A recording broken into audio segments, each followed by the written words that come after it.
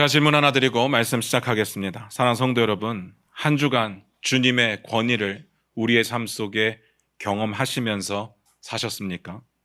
지난주에 우리 이런 이야기 나눴죠. 온 우주의 창조주 되시고 만왕의 왕 되시는 예수님께서 우리 안에 계시고 우리와 함께 하시기 때문에 여러분 어깨 펴시고 허리 펴시고 이 땅 가운데 당당하게 사십시오. 제가 부탁을 드렸습니다. 제가 그 정도로 부탁을 드렸으니까 여러분 마음속에 분명히 다짐하셨을 거고, 그래서 우리의 삶이 좀 바뀌셨습니까? 그래서 우리의 삶 속에 주님의 권위가 좀 경험이 되시던가요? 아는 것하고 우리가 살아내는 것하고는 많은 차이가 있죠. 제가 어제 설교를 준비하면서 이 부분을 어떻게 설명을 드리면 잘 이해가 될까 고민을 하다가 문득 신용카드가 생각이 났습니다. 제 신용카드가 몇 개나 있나 이렇게 지갑을 뒤져보니까 엄청 많더라고요. 국민, 신한, 현대, 삼성, 농협 5개 회사의 카드가 있는데 또 각각의 카드가 또 종류별로 몇 개씩 있어요. 왜 이렇게 카드를 많이 만들었느냐? 각 카드가 주는 혜택이 다 다르잖아요. 그러니까 많이 만들게 되죠. 먼 카드를 만들 때는 뭐 캐시백을 많이 해준다 그러니까 만들었고, 또 먼 카드는 사용할 때 포인트가 많이 적립된다니까 만들었고, 또 먼 카드는 항공사 마일리지가 적립이 되고, 또 그 공항에 가면 라운지를 무료로 쓸 수 있다고 만들었습니다. 만들 때는 이제 이런 혜택들이 제 마음 가운데 혹해서 만들었는데 문제는 안 써요. 딱 2개만 씁니다. 큰 돈 쓸 때 할부를 위해서 카드 하나를 쓰고 이제 자잘하게 생활비를 쓸 때 하나를 쓰죠. 왜 그러느냐? 기억이 안 납니다. 어떤 카드가 어떤 혜택이 있는지 도저히 기억이 안 나요. 가끔씩 너무 억울하니까 카드사 홈페이지에 들어가서 어떤 혜택을 주는지를 살펴봅니다. 그리고 캡처까지 하죠. 그러면서 마음속에 이런 생각을 합니다. 아, 이때 이걸 썼으면 이런 혜택을 얻었겠구나. 그런데도 안 씁니다. 왜냐하면 캡처를 했다는 사실 자체를 또 까먹어요. 그래서 맨날 쓰던 카드 2개를 쓰고 있습니다. 나머지는 다 무용지물이죠. 연회비만 매년 꼬박꼬박 나가고 있습니다. 혜택, 할인, 적립 제대로 쓰는 게 아무것도 없습니다. 그런데 놀라운 건요, 제가 안 써도 그 카드는 혜택을 준다는 거죠. 저한테 주는 게 아니라 쓰는 사람들, 알고 쓰는 사람들에게 준다는 거예요. 제가 이해하기 쉬우라고 말씀을 드렸습니다. 우리가 설교를 들을 때 그렇구나, 진짜 하나님의 권위와 함께하면 기쁘겠구나 하는 것하고 실제로 우리의 삶에 하나님의 권위를 경험하며 사는 것하고는 너무나도 다르지 않겠습니까? 우리가 하나님 나라의 백성이라고 정말 너무나도 많이 말하잖아요. 그럼에도 불구하고 우리는 또 이 땅 가운데 살아가야 되고, 이 땅 가운데 살면서도 하나님 나라 백성으로 살아가야 되는데 그게 마음처럼 잘 되지는 않는다는 이야기입니다. 예수님과 동행해야 되고, 예수님께서 내 안에 계시니까 우리 주님의 인도하심과 보호하심을 날마다 경험하며 살아가야 됩니다. 그런데 여전히 내 삶은 불안합니다. 여전히 내 삶은 재미가 없어요. 그리고 두렵기도 합니다. 예수 믿으면 좋다는데 솔직히 뭐가 좋은지 잘 모르겠습니다. 뭐가 문제인지 아시겠습니까? 이제 우리의 결단이 필요할 때가 되었습니다. 아는 것으로 끝나면 안 되잖아요. 주님의 권위를 살아내겠노라, 경험하겠노라, 우리의 삶의 결단이 필요합니다. 오늘 본문 말씀으로 들어가기 전에 제가 드리고 싶은 이야기가 하나 있습니다. 오늘 내용은 어쩔 수 없이 지난주 내용과 함께 봐야 됩니다. 제가 이렇게 말씀드리면 마음속에 이런 생각이 들 겁니다. 뭐 언제나 안 그랬나? 늘 전문맥이 중요하다고 하면서 옛날에 봤던 걸 계속 또 보고 설교를 할 게 없으니까 예전에 했던 거 또 하는 거 아닌가, 마음속에 그런 생각이 드실 수도 있지만 전혀 그런 건 아니에요. 전문맥을 다루다 보니까 설교 시간이 길어져서 그거 줄이느라고 매주 사투를 벌이고 있거든요. 절대로 그거는 아닙니다. 당연히 전문맥 중요합니다. 그런데 오늘의 이야기는 그냥 전문맥이 중요합니다, 이 수준을 넘어서는 정말 지난주에 봤던 내용하고 똑같이 놓고 보지 않으면 이해할 수 없는 내용들이기 때문에 꼭 봐야 된다고 말씀을 드려요. 지난주에 봤던 나병 환자 스토리는요, 예수님의 권위에 대한 유대인 버전의 이야기였습니다. 오늘 보게 될 백부장 스토리는 예수님 권위에 대한 이방인 버전의 스토리가 될 겁니다. 보시면 아시겠지만 내용은 다 거기서 거기입니다. 똑같은 이야기를 할 겁니다. 그런데 왜 나눠서 이야기를 하고 있을까? 우리는 이런 부분들이 궁금해야 됩니다. 이걸 이해하기 위해서 예전에도 한번 물었던 질문인데 제가 아주 기초적인 질문을 하나 드려볼게요. 복음이 뭡니까? 제가 복음이 뭐냐고 물어보면 머릿속에 이런 생각이 드셨을 겁니다. 좋은 소식, 기쁜 소식, 또 어느 정도 영어가 익숙하신 분들은 굿뉴스. 굉장히 똑똑한 거죠. 근데 성경 공부를 좀 더 하신 분들은 마음속에 이렇게 생각하셨을 겁니다. 예수님께서 우리 죄를 위해서 십자가에 죽으셨고 부활하셨고 그렇기 때문에 내가 예수를 믿으면 천국 간다. 이게 복음이다. 맞습니다. 이게 복음이죠. 복음의 핵심입니다. 그런데 잘 생각하셔야 돼요. 우리가 복음이라고 생각하고 있는 이 복음은 죽어서 가는 천국입니다. 맞죠? 그러면 복음이 우리에게 실현되는 건 죽음 이후라는 이야기예요. 그러면 지금은요? 지금은 어떻게 살아가야 되는 겁니까? 지금은 방법이 없나요? 아무 의미도 없는데 너무 힘들지만 나 죽으면 천국 갈 거니까 그 기대감만으로, 그 소망만으로 살면 되는 겁니까? 마태복음 4장에 보면 이런 내용이 나와요. 마태복음 4장 23절입니다. 같이 한번 읽어볼까요? 마태복음 4장 23절입니다. 같이 읽겠습니다. 시작. 예수께서 온 갈릴리에 두루 다니사 그들의 회당에서 가르치시며 천국 복음을 전파하시며 백성 중에 모든 병과 모든 약한 것을 고치시니. 예수님께서 회당에서 가르치시기도 하시고 그리고 뭘 하셨다고요? 천국 복음을 전파하셨다고요. 천국이 하나님 나라잖아요. 천국 복음을 전파하셨답니다. 그런데 이때가 언젠가 하면요, 우리가 지난 5개월 동안 봤던 예수님의 첫 번째 설교보다도 이전의 스토리예요. 그러니까 예수님께서 공생애를 시작하시는 제일 처음 부분의 이야기를 그렇게 다루고 있는 겁니다. 이때 예수님께서 복음을 전파하셨다고 했는데 그 복음이 우리가 지금 생각하고 있는 예수 믿고 죽어서 천국 간다는 그 복음이었을까요? 어떻게 생각하십니까? 솔직히 이 시점은요, 십자가를 이야기하기에는 조금 너무 이른 시점이었습니다. 정말 시작 단계니까. 그러니까 결국에는 하나님 나라가 이루어지기 위해서 예수님께서 십자가에 죽으셔야 되는데 지금은 아니에요. 예수님이 이 말씀을 하실 때는 아니었다고요. 그래서 복음이 뭐냐? 정답부터 말씀드리면 예수님께서 전파하신 복음은 예수님께서 완성하실 하나님 나라였습니다. 복음은요, 하나님께서 다시 너희의 왕이 되어 주실 거야. 이 선포였습니다. 너희는 다시 하나님 나라 백성이 될 수 있어. 이거였습니다. 하나님의 나라가 이제 너희 가운데 임할 거야. 이 사실이 복음이었습니다. 그러기 위해서 필요한 게 뭐였느냐? 예수님의 십자가의 대속의 죽음이 필요했던 거예요. 뭔 말인지 아시겠습니까? 제가 이렇게 말씀드리면 이게 왜 복음일까? 이게 뭐가 기쁩니까? 이런 궁금증이 생길 수 있죠. 사실은요, 이런 일들은 절대로 일어날 수가 없는 일이었거든요. 왜 안 되느냐 하면 죄 때문에. 원래 하나님께서 이스라엘의 왕이셨어요. 이스라엘은 하나님 나라 백성들이었습니다. 그런데 이스라엘이 하나님을 거부했어요. 하나님의 왕 되심을 거부했습니다. 하나님의 왕을 인정하지 않았습니다. 그 결과가 뭐였습니까? 이스라엘의 멸망이었잖아요.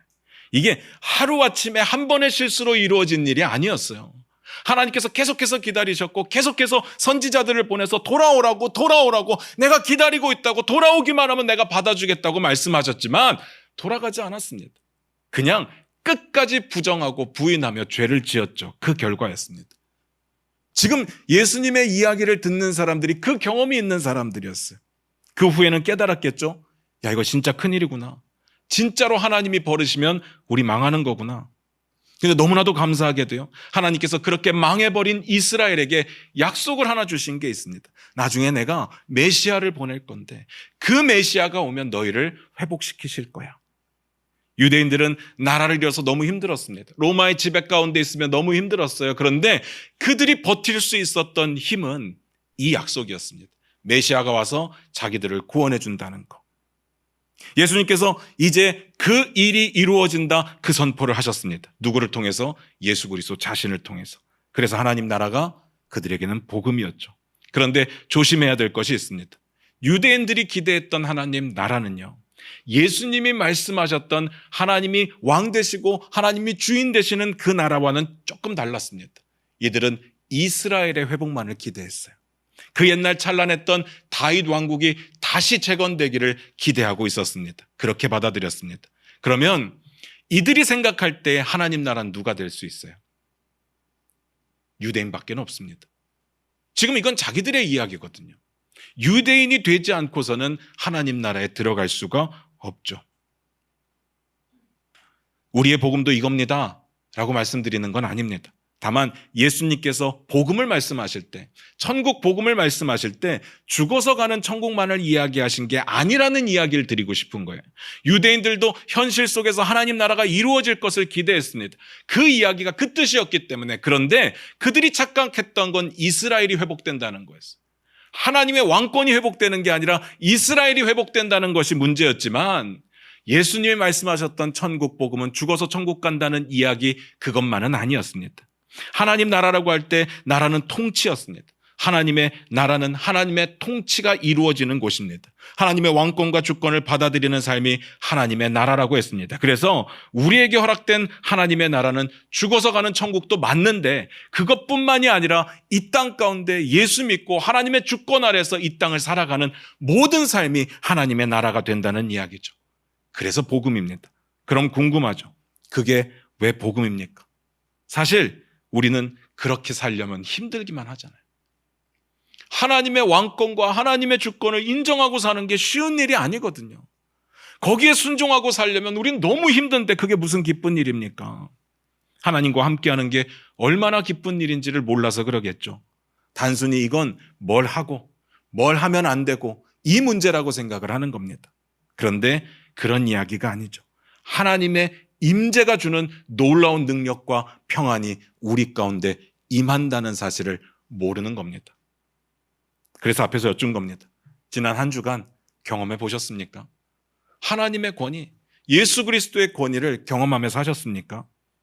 만약에 아니라면 왜 안 될까요? 우리 주님으로 모셨는데, 우리 왕으로 모셨는데 왜 우리는 그 권위로 인한 평안함이 없을까? 오늘 본문 말씀 보면서 그 이야기를 좀 나눠보도록 하겠습니다. 8장 5절입니다.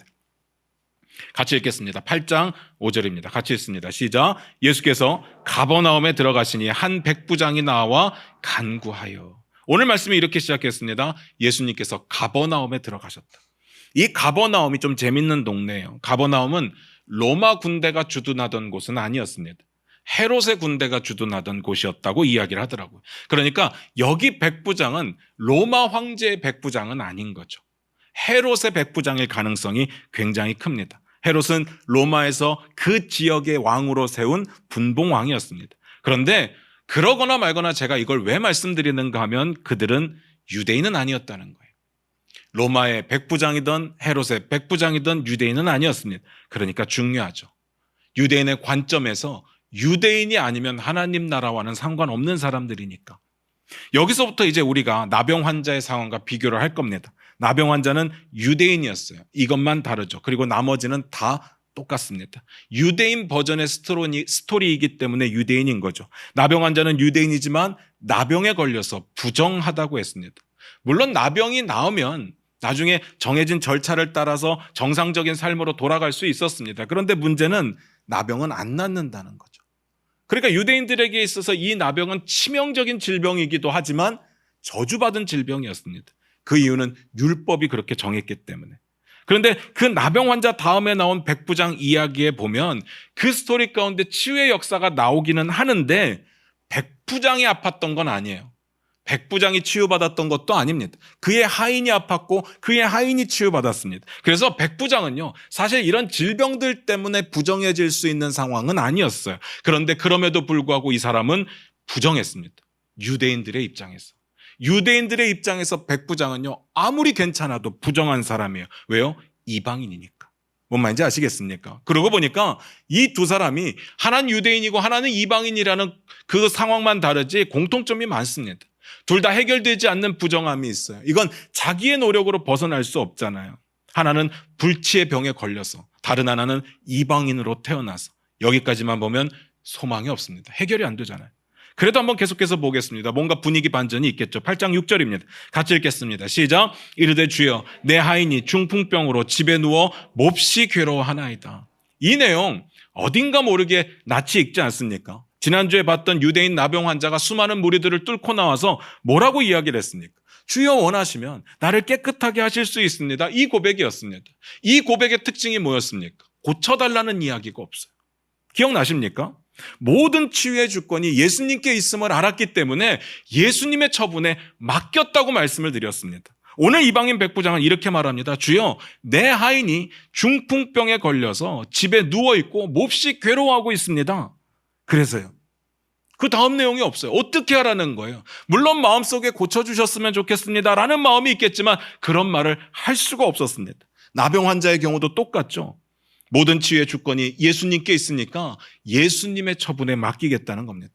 둘 다 공통점이 있습니다. 치유의 주권이 주님께 있다는 걸 인정했습니다. 그리고 그 치유의 주권에 주님께 그 치유를 맡겼다는 데 있죠. 감히 둘 다 고쳐달라는 말을 못했어요. 왜냐하면 주님이 하실 일이니까, 주님의 뜻이 있어야 되는 일이니까. 얼마나 자기를 내려놓았는지 보이십니까? 그 다음 볼까요? 8장 7절입니다. 같이 읽겠습니다. 시작. 이르시되 내가 가서 고쳐주리라. 이 부분도 나병 환자의 경우와 비슷합니다. 지난주에 예수님께서 나병 환자에게 손을 대고 고치셨다고 했는데 이 손을 대는 것이 부정한 일이라고 했습니다. 부정한 일은 율법에서 하지 못하게 금지한 일이라고 했어요. 그런데 오늘도 마찬가지입니다. 이방인의 집으로 가는 것은 부정한 일입니다. 율법을 어기는 일이었습니다. 그렇다면 굳이 가실 이유가 없죠. 율법을 모르시는 것도 아닌데 뭐하러 가겠습니다. 그런데 가시겠대요. 왜요? 예수님은 율법을 초월해 계시는 분이시니까. 지난주 결론하고 똑같잖아요. 지난주에 제가 빛과 어두움 얘기 드린 거 기억나십니까? 어두움이 아무리 칠흑같이 어두워도 어두움이 빛을 껐다는 이야기는 들어본 적이 없어요. 빛이 비치면 빛이 크면 큰 만큼, 작으면 작은 만큼 어두움은 물러가게 되어 있습니다. 빛을 끌 수가 없어요. 그래서 예수님은 빛 대신 예수님이 되시는 거죠. 영원한 빛이십니다. 다시 말해서 어떤 부정함도 예수님을 부정하다고 만들 수가 없는 겁니다. 또 하나, 유대인 나병 환자 때는 이렇게 말씀하셨습니다. 내가 원한다. 기억나십니까? 이게 포인트잖아요.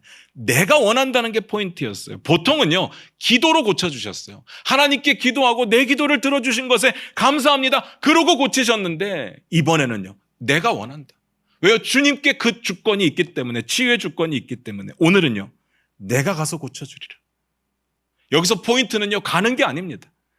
고치는 게 아니에요. 내가 하겠다는 게 포인트예요. 왜냐하면 예수님은 지금 하나님 나라의 왕이심을 선포하고 있기 때문에 그렇습니다. 모든 치유의 주권이 주님께 있음을 보여주시고자 하는 거예요. 왜 이걸 비교해서 봤을까요? 잘 들어보세요. 유대인의 경우, 이방인의 경우 다 똑같습니다. 둘 다 부정해요. 근데 자기 노력으로 해결이 안 됩니다. 그러나 다행인 것은 둘 다 예수님의 권위가 얼마만큼 큰 것인지를 알고 있었고, 그리고 그 권위 앞에 모든 것들을 맡겼다는 거죠.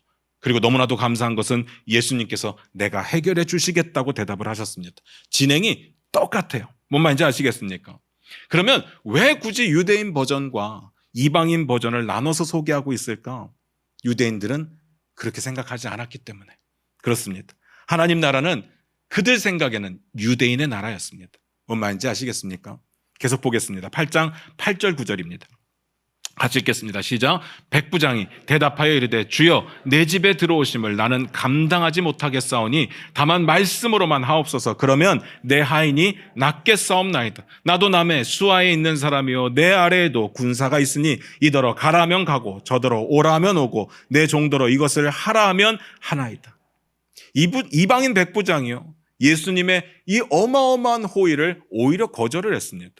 우리 집에 오신다는데 나 같으면 너무 반갑고 너무 기쁜 일이고 이거 사람들에게 다 소문내서 예수님이 우리 집에 오신데 이럴 것 같은데 오지 말랍니다. 거절을 했어요. 자, 여기서부터가 지난주 내용하고는 달라지는 부분입니다. 그러면 중요하겠죠. 이 차이가 우리가 고민하고 있는 부분을 해결해 줄 겁니다. 왜 유대인의 스토리하고 이방인의 스토리를 따로 기록할 수밖에 없었는가를 보게 될 겁니다. 예수님께서 내가 가서 고쳐주시겠다는데 오시지 말랍니다. 그리고 그냥 여기서 말씀하시라고 이야기를 해요. 그러면서 하는 이야기가 뭐냐면요. 주님이 내 집에 들어오는 것을 감당하지 못하겠대. 여러분이 이 구절을 읽을 때 어떤 마음이 들었습니까? 겸손한 사람이네. 아니면 이 사람 진짜 죄가 많은 사람인데 주님 앞에 서는 것이 부끄러운가 보다. 이런 생각이 들 수도 있지 않겠습니까? 남들보다 삶이 더 쓰레기 같아서 내가 감당할 수 없습니다. 이렇게 말하는 것처럼 보일 수 있는데 같은 내용을 다루고 있는 누가복음에 보면요. 이 사람 너무 좋은 사람이에요. 정말 친절한 사람이고 선을 베푸는 사람이에요. 남들보다 못하지 않았습니다. 그러면요. 이 사람이 왜 이런 이야기를 했을까? 백부장이 이렇게 말을 하는 겁니다. 나는 권위가 뭔지 압니다. 내 상관이 명령을 하면 상관이 보이든 안 보이든 나는 그 명령에 따를 겁니다. 내가 부하에게 명령을 하면 내가 지켜보든 안 지켜보든 그 사람은 내 명령을 따를 겁니다. 이게 권위지 않습니까? 그러니까 모든 치유의 주권이 주님께 있으니까 주님은 말로만 하십시오. 굳이 우리 집에 오셔서 불편한 일 만들 필요 없지 않겠습니까? 제가 그렇게 되는 걸 감당할 수가 없겠습니다. 치유의 권위가 오직 주님께 있음을 이해했습니다. 누가요? 백부장이요. 그런데 불편해지실 일, 이런 말은 성경에는 없지만 상황상 그렇잖아요. 뭐가 불편해집니까? 앞에서 봤었습니다. 이방인의 집에 유대인이 가면 불편해져요. 그건 부정해지는 일이니까. 이 이방인 백부장이요, 예수님을 온전히 다 이해한 건 아니에요. 그럼에도 불구하고 어떤 마음을 가졌느냐? 멀리서도 고칠 수 있다는 그 믿음을 가졌어요.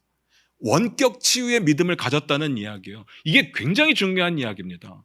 예수님은 마음만 먹으면 다 고칠 수 있다고 했어요. 그런데 성경에 보면요, 멀리서 고치신 경우는 그렇게 많이는 안 나와요. 왜냐하면 그렇게 아는 사람들이 없었기 때문에. 그런데 이 사람은 그렇게 믿고 있었던 거예요. 이 이야기를 듣고 예수님이 놀라시죠. 8장 10절 같이 읽어볼까요? 같이 읽겠습니다. 시작. 예수님께서 들으시고 놀랍게 여겨 따르는 자들에게 이르시되 내가 진실로 너에게 이르노니 이스라엘 중 아무에게서도 이만한 믿음을 보지 못하였노라.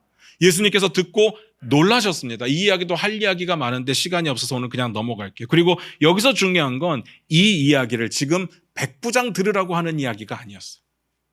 이 이야기는요, 예수님을 따르는 사람들을 향해서 하는 이야기였습니다. 다시 말해서 유대인들에게 하시는 이야기예요. 여기서부터 집중하셔서 들으셔야 됩니다. 뭐라고 하셨다고요? 이스라엘 중 아무에게서도 이만한 믿음을 보지 못했다. 예수님은요, 이스라엘 사람들에게 지금 이방인 백부장을 칭찬하시는 거예요. 그런데 단순 칭찬이 아니라 이게 이스라엘 사람들이 듣기에는 걸리는 부분인 거예요. 경고의 메시지잖아요.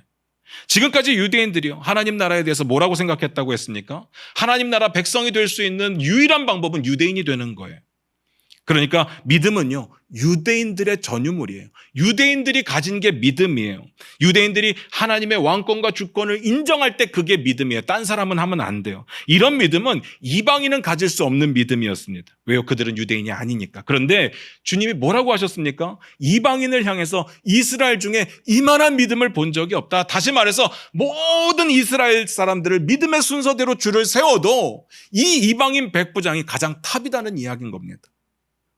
유대인들이 듣기에는 이거 말이 안 되는 이야기야. 이건 우리의 건데, 하나님 나라는 우리만 가야 되는 건데, 아니 이방인 백부장이 어떻게 믿음이 제일 좋아요? 그런데 그것도 끝이 아니에요. 이어서 이렇게 말씀하십니다. 8장 11절 12절입니다. 같이 읽겠습니다. 시작. 또 너희에게 이르노니 동서로부터 많은 사람이 이르러 아브라함과 이삭과 야곱과 함께 천국에 앉으려니와 그 나라의 본 자손들은 바깥 어두운 데 쫓겨나 거기서 울며 이를 갈게 되리라. 여기에요, 이제 천국 잔치에 대한 비유의 얘기가 나와요. 이 천국은 우리가 기본적으로 생각하는 죽은 다음에 가는 천국입니다. 그 천국 자리에 동서로부터 세상에서 많은 사람들이 몰려오고, 그리고 아브라함, 이삭, 야곱의 자손들이 거기에 앉을 거예요. 천국 잔치가 베풀어질 겁니다.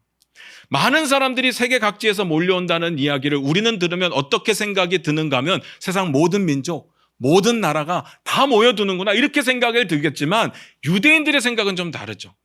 왜냐하면 유대인들이 그 로마의 압제나 그 나라의 힘든 가운데 다 흩어져 있었거든요. 디아스포라 유대인들이 다 모여드는구나 이렇게 생각을 했을 거예요. 그리고 아브라함, 이삭, 야곱이 그들의 조상이니까 당연히 우리의 자리가 있겠구나 이렇게만 생각을 했을 거예요. 그런데 예수님께서 이어서 이렇게 말씀을 하시는 거예요. 그 나라의 본 자손들은, 다시 말해서 유대인들은 바깥 어두운 데 쫓겨나 이를 갈며 슬퍼하게 된다. 알고 보니까요, 하나님 나라가, 천국이 유대인들만의 잔치인 줄 알았는데 그게 아니더라고요. 그런데 아닌 것만이 아니라 유대인들은 오히려 자리를 빼앗기고 앉을 자리가 없다고 이야기를 하시는 거예요. 이유가 추측이 되십니까? 자신들은요, 유대인이면 된다고 생각했어요. 믿음 크게 중요하지 않아요. 유대인이면 되니까. 그런 생각 가운데 교만함과 불순종이 그들의 삶 속에 나타났던 거죠. 오해는 하지 마시기 바랍니다. 유대인은 무조건 안 된다? 그건 아니에요. 이방인 무조건 된다? 그것도 아닙니다. 유대인들이 먼저 선택받은 건 맞습니다. 그런데 선택은요, 본보기를 위한 선택이지 천국의 프리패스를 얻는 그런 선택은 아니었어요. 아무리 유대인이어도 믿음 없으면 천국 백성이 될 수 없고요. 아무리 이방인이어도 믿음이 있으면 천국 백성이 될 수 있습니다. 이게 하나님의 뜻이죠. 그렇다면 결론적으로 예수님이 지금 이야기하고자 하는 거, 마태가 소개하고자 하는 게 뭡니까? 천국 백성이 되는 길 중에 뭐가 중요하냐? 믿음이 중요하다는 겁니다. 그러니까 예수님께서 이렇게 말씀하시고 이야기가 끝이 납니다. 8장 13절입니다. 같이 읽겠습니다. 시작. 예수께서 백부장에게 이르시되 가라 내 믿은 대로 될지어다 하시니 그 즉시 하인이 나으니라. 믿은 대로 될지어다. 믿음이 제일 중요합니다. 잘 보시기 바랍니다. 제가 유대인 나병 환자와 이방인 백부장의 스토리를 비교해서 설명을 드렸어요. 뭔 차이가 있었습니까? 없습니다. 하나는 유대인이고 하나는 이방인이란 그 차이 위에는 아무것도 없어요. 백부장의 스토리가 좀 더 구체적이고 좀 더 상황이 더 나아가 있지만 차이가 없습니다. 당연한 건가요? 당연하죠. 그럼에도 불구하고 어떤 차이가 있다고요? 유대인과 이방인의 차이. 이건 누구에게만 있는가 하면 유대인들에게만 있었습니다. 하나님께는 큰 의미가 없죠. 하나님은 믿음으로 천국 백성 삼으실 거니까. 그러니까 예수님께서 보여주신 겁니다. 그 차이는 의미가 없어. 내 나라 백성은 믿음으로 되는 거야. 이 믿음은요, 민족의 의미가 아니라 하나님의 왕권과 주권에 순종하는 자가 하나님 나라 백성이 된다는 이야기입니다. 결론입니다. 예수님은요, 유대인의 왕이 아니십니다. 물론 이 땅에 유대인의 왕으로 오셨어요. 그런데 유대인만을 위한 왕으로 오신 건 아닙니다. 모든 나라, 모든 민족의 왕이 되셨습니다. 온 우주의 왕이셨습니다. 여러분 그걸 기억해 주시기를 부탁드려요. 우리가 믿는 예수님은요, 이스라엘의 신이 아니에요. 온 우주에 충만하시고 온 우주를 소유하신 유일하신 하나님을 믿는 거죠. 이 사실이 저와 여러분은 어떻게 와 닿으십니까? 저는요, 첫 번째로 하나님 진짜 공평하시구나 라는 생각이 들었습니다. 우리가 금수저, 흙수저 이렇게 나눠서 이야기를 하잖아요. 세상에 시작부터 뭘 가지고 시작한 사람하고 아무것도 가지지 못하고 시작한 사람하고 그 차이가 사실은 심각합니다. 이게 싸워서 이기기 힘든 부분들이 있어요. 물론 그 가운데 흙수저 중에 잘 되는 사람들도 있지만 극히 드물어요. 그러니까 힘들다고 말하는 거죠. 그런데 하나님 나라 백성이 되는 거예요. 천국 백성이 되는 거예요. 그런 게 중요하지 않습니다. 내가 뭘 가졌느냐, 뭘 할 수 있는 능력이 있느냐, 내가 어느 나라 사람이냐, 어느 민족이냐, 내가 어떻게 생겼느냐, 키는 크냐 작으냐, 아무렇게도 중요한 것이 아닙니다. 주님을 구주로 영접한 사람은 하나님 나라 백성이 되는 거죠. 믿음이 있는 자가 구원을 얻습니다. 이게 하나님의 공평이에요. 공평하신 하나님이라고 이야기할 때 공평은 이 공평입니다. 우리 착각하면 안 돼요. 저 사람에게는 멋진 외모를 주시고 나에게는 건강을 주시고 저 사람에게는 부를 주셨으니까 우리 하나씩 나눠 가졌으니까 하나님 공평하시다. 이런 공평을 하나님은 약속하신 적이 단 한 번도 없습니다. 그런 공평은 성경에 없어요. 그럼에도 불구하고 하나님은 공평하시죠. 믿음으로만 구원하시니까. 두 번째로요, 이건 중요합니다. 세상의 악한 자들, 예수 그리스도의 이름을 거부하고 예수 믿는 자를 핍박하는 자들이 있더라도 결국은 그들도 우리 주님의 통치 아래에 있다는 겁니다. 이 사실을 믿으시기 바랍니다. 유대인, 이방인 구별 없어요. 세상 모든 민족이 주님의 통치 아래에 있습니다. 악인들이 아무리 잘났다고 난리를 쳐도요, 주님의 심판을 피할 길은 없습니다. 왜요? 온 우주가 다 주님의 것이니까. 그러면 우리의 마음 가운데 이런 생각이 들죠. 왜 내버려 두시는 거예요? 왜 악인이 있는데, 왜 우리를 괴롭히는 사람들이 있는데 왜 내버려 두시는 거예요? 처음부터 하나님 마음에 드는 사람만, 착한 사람만 쓰시면 좋잖아요. 예수님이 천국에 대해서 이런 비유를 말씀하셨어요. 천국은 좋은 씨를 밭에 뿌린 사람과 같대요. 사람이요, 좋은 씨를 자기 밭에 뿌렸어요. 근데 그 원수가 밤에 자고 있을 때 가라지를 와서 뿌린 거예요. 처음엔 몰랐어요. 싹이 조금 나올 땐 몰랐어요. 근데 자라다 보니까 하나는 곡식이고 하나는 가라진 거죠. 그 하인들이, 일꾼들이 그 장면을 보고 주인에게 이렇게 묻습니다. 이거 정리할까요? 가라지 뽑아버릴까요? 그때 주인이 뭐라고 이야기를 합니까? 한번 이건 같이 읽어보겠습니다. 마태복음 13장 29절 30절입니다. 우리 화면 보시면서 같이 읽겠습니다. 시작. 주인이 이르되 가만두라. 가라지를 뽑다가 곡식까지 뽑을까 염려하노라. 둘 다 추수 때까지 함께 자라게 두라. 추수 때에 내가 추수꾼들에게 말하기를 가라지는 먼저 거두어 불사르게 단으로 묶고 곡식은 모아 내 곳간에 넣으라 하리라. 하나님이 힘이 없어서 놔두는 게 아니에요. 우리가 힘이 없어서 당하고 있는 게 아니에요. 하나님의 뜻에는요, 가라지를 뽑다가 곡식이 다칠까 봐. 다시 말씀드리면 한 영혼이라도 주님 앞으로 돌아와서 하나님 백성 만들고 싶은데 하나님이 사단을 멸하시면 그 사단에 속한 세상의 사람들은 다 함께 죽으니까 기다리시는 거예요. 그때가 되기를. 말씀 마무리 짓겠습니다. 내가 구원받아 천국에 갈 수 있게 된 것이 내 공로가 아니라 하나님의 은혜인 것을 믿으십니까? 아멘이죠. 그러면요, 이 사실을 믿는다면 내가 이 땅 가운데 하나님의 주권과 하나님의 왕권을 순종하며 살아내는 것도 하나님의 은혜인 것을 믿습니까? 그게 하나님의 나라니까요. 무슨 말인지 아시겠습니까? 이게요, 내가 하나님께 하나님의 말씀에 순종할 때 뭔가 대단한 걸 해드리는 것이 아니라는 사실을 아느냐는 질문이에요. 하나님 나라를 살아가는 것 자체가 은혜잖아요. 여기서 나라는 하나님의 왕권과 주권에 순종하는 거라고 했습니다. 그럴 수 있는 게, 그래도 되는 자격을 얻은 게 우리에겐 은혜라는 이야기입니다. 우리가 순종하여 하나님께 나아갈 수 있는 게 은혜라고요. 우리의 생각을 바꾸셔야 되지 않겠습니까? 유대인 나병 환자가 자신의 부정함을 치유받을 수 있었던 시작점이 뭡니까? 자신은 아무것도 할 수 없고 모든 주권이 주님께 있음을 인정하면서부터였습니다. 이방인이 자신의 부정함을 치유받을 수 있었던 시작점이 뭐예요? 마찬가지잖아요. 스스로 아무것도 할 수 없고 우리 주님의 주권에 맡길 때 그때부터 시작된 것 아닙니까? 내가 하나님께 뭔가 대단한 것을 해드린다고 착각하면 안 됩니다. 이건 착각이에요. 하나님이 내 왕이 되어주신 거예요. 우리가 하나님 나라 백성이 된 겁니다. 그럴 자격을 은혜로 얻은 거예요. 하나님께 순종할 수 있는 자격, 하나님 나라를 살아낼 수 있는 자격을 우리가 은혜로 얻은 겁니다. 무슨 말인지 아시겠습니까? 여기서 내가 해드리는 건 없어요. 다만 할 수 있는 자격을 얻은 거죠. 기회를 얻은 거예요. 내가 뭘 한다? 그건 하나님의 은혜에 대한 마땅한 반응이라는 이야기입니다. 우리가 누리는 은혜가 신용카드 혜택 받기 위해서 전월 실적 쌓는 것과 비교가 됩니까? 그럴 수 없는 거예요. 정말 운 좋게 나는 안 썼는데 전산 실수로 나에게 포인트가 쌓이는 것과 비교가 되겠습니까? 무슨 말인지 아시겠죠? 죽어도 안 되는 거였고 그 결과는 너무나도 비참하고 참혹한 것이었는데 하나님께서 그 모든 관계를 다 용서해 주시고 하나님 나라 백성을 삼아 주셨다는 겁니다. 우리가 이 땅에서도 하나님 나라 백성으로 살 수 있다는 이야기예요. 왕권과 주권을 인정하면서. 그게 은혜가 아니면 뭐겠습니까? 제가 앞에서 그렇게 여쭈었어요. 예수님의 권위를 경험해 보셨습니까? 여러분 경험해 보셨습니까? 왜 잘 안 되는 거죠? 우리가 오늘 본문 보면서 왜 안 되는지를 좀 보자고 했었습니다. 왜 안 되는 걸까요? 이유는 간단합니다. 내가 주님께 뭘 해드린다고 생각했기 때문이에요.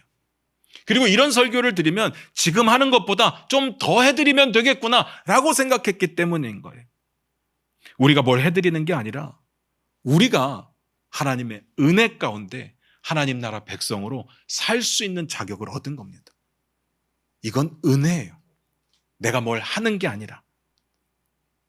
제가 늘 말씀드리죠. 하나님 나라는 의무이기도 하지만 우리의 특권입니다. 우리가 이 땅을 살아가는데 내 왕이 하나님이시니까, 내 주인이 하나님이시니까, 예수 그리스도가 내 안에 계시니까 이거보다 당당한 게 어디 있겠습니까? 특권이죠. 다시 말씀드립니다. 허리 펴십시오. 어깨 펴십시오. 하나님 나라는 하기 싫은 숙제처럼 밀려있는 업무처럼 지긋지긋한데 어쩔 수 없이 해야 되는 그런 것들이 아닙니다. 하나님의 나라는요, 하나님이 허락하시는 우리가 기쁨으로 감격하며 살 수 있는 기회이며 은혜임을 믿으시기를 부탁을 드립니다. 이게 가능해질 때 우리의 마음 가운데 불안도 사라지고 염려도 사라지는 겁니다. 내가 하려고 할 때는 사라지지 않습니다. 주님께 맡기시기를 주님의 이름으로 부탁드립니다. 사랑하는 성도 여러분, 나를 버리지 않으면 주님의 권위를 경험할 수 없을 겁니다. 주님의 권위 아래 사는 것이 복음입니다. 기도하겠습니다.